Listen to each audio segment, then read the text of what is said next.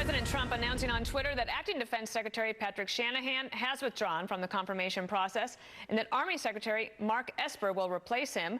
National Security Correspondent Jennifer Griffin is live at the Pentagon. And Jennifer, you just got another bit of news on this.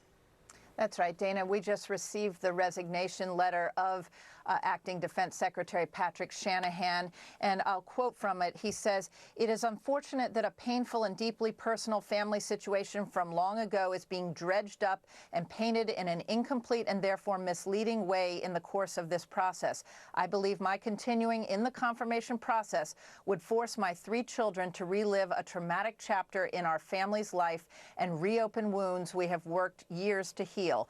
Ultimately, their safety and well-being is my highest priority. I would welcome the opportunity to be Secretary of Defense, but not at the expense of being a good father." That from the resignation letter of Patrick Shanahan. He said that there's no date given as to when his last day would be, Dana, but we can certainly say at this point that it probably will be a quick transition, since Mark Esper is already the Secretary of the Army and is in the building already and already confirmed in that position.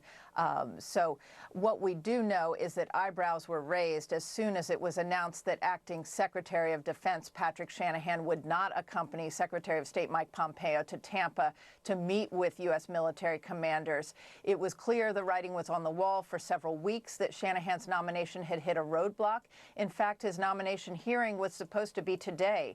Just before Pompeo spoke, USA Today reported the FBI was looking into domestic violence allegations involving Shanahan and his ex-wife from nearly a decade ago, raising serious questions about FBI vetting him as Deputy Secretary of Defense when those allegations were public and part of messy divorce proceedings from a decade ago. Shanahan spoke to the Washington Post in recent days and revealed his son, too, had battered his ex-wife with a baseball bat. Shanahan suggested, quote, "Bad things can happen to good families." Shanahan denies having struck his wife.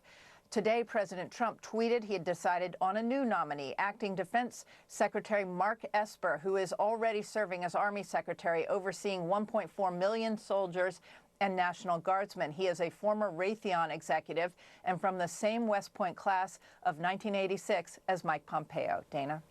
All right, so we're going to get some more from Bret Baier in a moment, because he recently interviewed Patrick Shanahan, so we'll get to that in a second. But meantime, there was big news also today when Secretary Pompeo went to CENTCOM. He was talking specifically about Iran. What did you make of his remarks down there?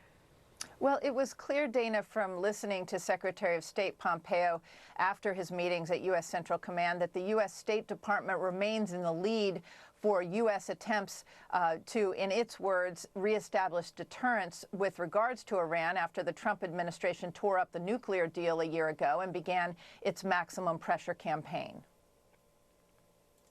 President Trump does not want war, and we will continue to communicate that message while doing the things that are necessary to protect American interests in the region. The U.S. military released 11 new photos yesterday of the attacks on the 2 tankers taken from a U.S. Navy helicopter over the Japanese-owned tanker. None of the images show the Iranians actually placing the mines, but show they had a hand in removing at least one of them. The decision to send only 1,000 support troops to the Middle East, none of them from combat units, shows the U.S. military wants to deter but does not want to escalate the military aspect of this conflict with Iran. Dana? All right, Jennifer Griffin with the breaking news. Thank you. For more on this, let's bring in Bret Baier. He's anchor of Special Report. Bret, there's a lot to cover, and we're going to make the most of these moments with you. Could I play just a little bit of sound from your April interview with Patrick Shanahan when he was the Acting Defense Secretary? Take a listen. Does the acting affect your job at all, the fact that you're Acting Defense Secretary? My mother asks me this question all the time, you know, when are you going to be nominated? And what I tell her is, it's an honor and a privilege to serve our country. And I will serve in any capacity the President sees fit. I don't wake up in the morning and think about whether I'm going to be nominated. I do the job. All right, Bret, let's get your thoughts on that. And then just a couple of months ago, and the news that we have today, he has just submitted his resignation letter. Yeah, the point of that soundbite really is to show you how much he wanted this job. He really did. And the going in, the thought was the problem might be that he was vice president of Boeing and that there would be too many close ties with Boeing with all the defense contracts and other things that happened with the Pentagon. That was not it. It was this focus on domestic violence within his family. The Washington Post talked to Shanahan, as Jennifer mentioned. It's important to point out that authorities arrested the wife, Kimberly Shanahan, for domestic violence back in 2010, and there was this incident with his son getting in an altercation with the ex-wife as well.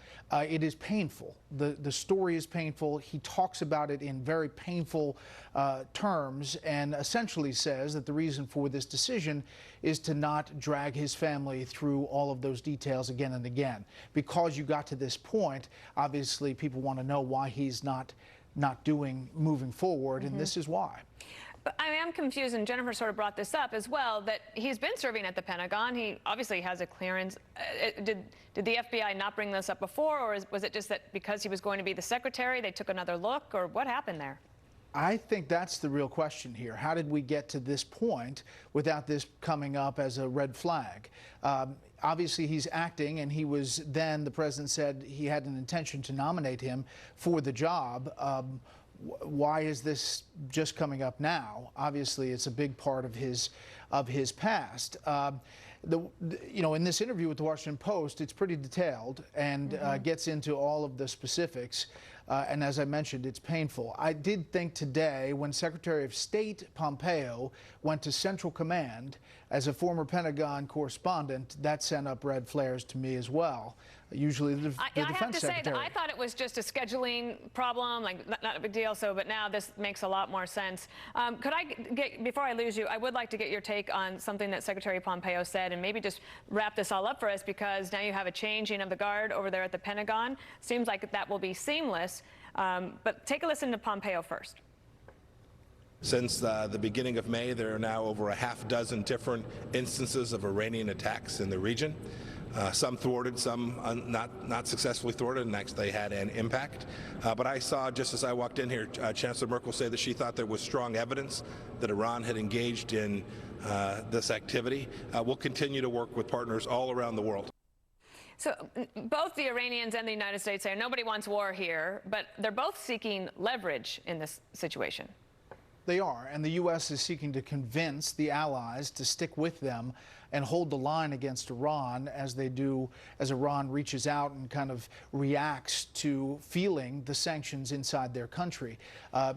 I do think that they're trying everything they can to prepare for any contingencies.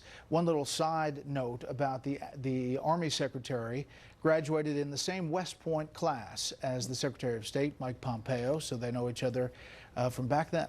That can work wonders, having knowing somebody like that from West Point. Those people are very close. They work very closely together, and looks like they will be in the future as well. Bret Baier, thanks for all of that. We appreciate it, and see you at 6 p.m. Thanks, Dana.